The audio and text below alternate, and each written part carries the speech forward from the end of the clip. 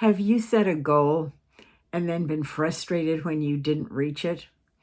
Perhaps it was a goal to lose 20 pounds. Maybe it was a goal to clean out the garage or to post every day on social media or to attract a new client this month. So often we set goals, and when we don't reach them, we beat ourselves up. We focus on the gap, not the gain. We're going to talk a bit about that right now. Now, if you have a goal, and I'm going to use weight loss because it's an easy one to perceive. If you have a goal to lose 20 pounds in the next 3 months, and at the end of 3 months, you've only lost 15 pounds, the natural reaction is to beat yourself up because you didn't reach your goal. You didn't lose that last 5 pounds. But the reality is you lost 15. So what if you celebrated the gain, the win, and then instead of beating yourself up over the 5 pounds that you didn't lose, make that part of another goal? How would this concept change your life in so many ways? So I'm sitting in this wheelchair, and there's a lot of things I can't do at this point. And one of them is to take care of my yard. A wonderful friend was over earlier today and spent 5 hours cleaning up my front yard. She was unhappy because she could see what she had not yet done. I was thrilled because I could see what she had done. And as I was celebrating that and telling her how much I appreciated it, slowly, and I do mean slowly, she began to understand that what wasn't done can be done next week or 2 weeks from now.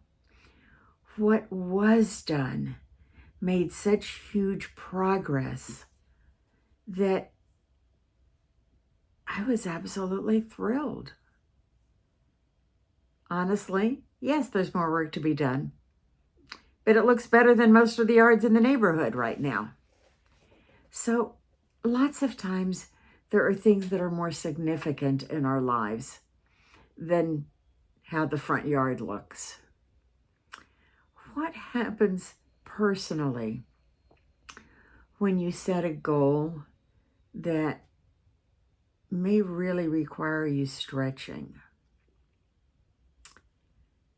I work with so many people who have been abused as children. And depending on the nature of the abuse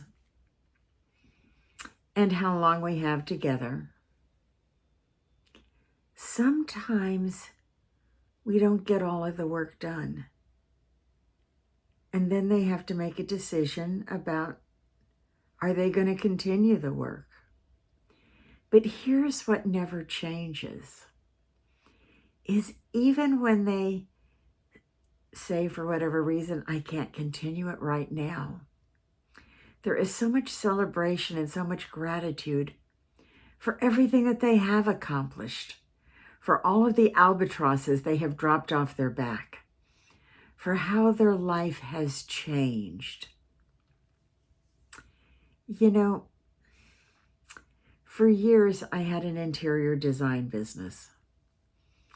And as much as I loved the creative side of that business, I also loved the business side of that business. And that business side was very much numbers driven. And so one of the things that would happen that some of the people I advertised with loved and others absolutely hated, because it was all about the gap versus the gain, if you will. Advertising is designed to help us gain business, to generate new customers, to generate new sales. And long before this could be done on the computer, I had a mathematical process with a spreadsheet where I looked at how much I spent on a particular advertising vehicle and how much revenue we got as a result from that vehicle. And I had certain benchmarks. And if the advertising was paying off, that advertiser didn't have to worry about somebody else coming in and putting a shiny object in front of my face and deciding to try that. We'll get back to that in a minute. But I was going to stay with what was proven to be effective as long as that was consistent. I was focused on the gain, not on the gap of what I really hoped it would generate, because a lot of times it didn't quite reach that level. And then there were other times where the revenue from the ad did not justify the expense of the ad. So in that instance, I was definitely focused on the gap, and the ad salespeople did not like me. They would say, well, what if we tried this? Or maybe if we did that? And my response would be, I expected you to give me the best counsel you could before I invested in you. It hasn't paid off. Why would I invest again? That was not the answer they wanted to hear. But that was a case where basically the gap served me.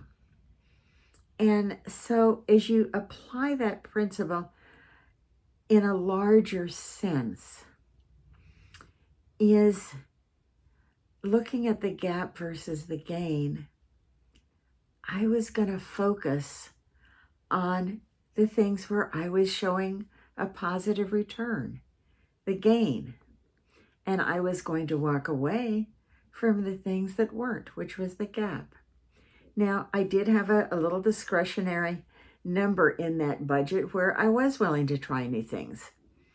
And I wouldn't take money from somebody who was on the gain side. I would take money from somebody who was on the gap side, or the discretionary budget that was unassigned to try new things.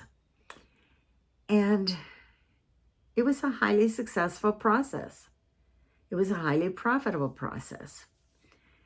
But whether you're dealing with simply your own emotions, your own life, your own hamster wheel, if you will, or whether those things are intruding into your business and impacting them, I would really encourage you to look at things through the gap versus the gain.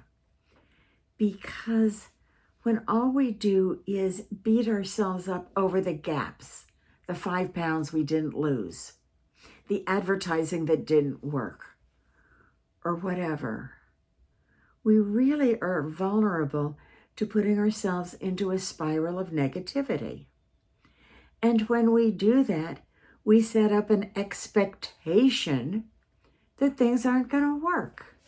And guess what? They don't. On the other hand, when we celebrate the gain, we reinforce the capacity that we have to do more, to accomplish more, to achieve more, to earn more, to have better relationships. Everything that we're doing is feeding the positivity of our self-concept. And here's the reality. Very simple quote from Henry Ford. If you believe you can, or you believe you can't, you're right. So when we're focused on the gap, we're focused on, I believe I can't. And we'll be right. When we're focused on the gain, we're focused on, I can. And we'll be right. So, like so many other things in life, it's a choice.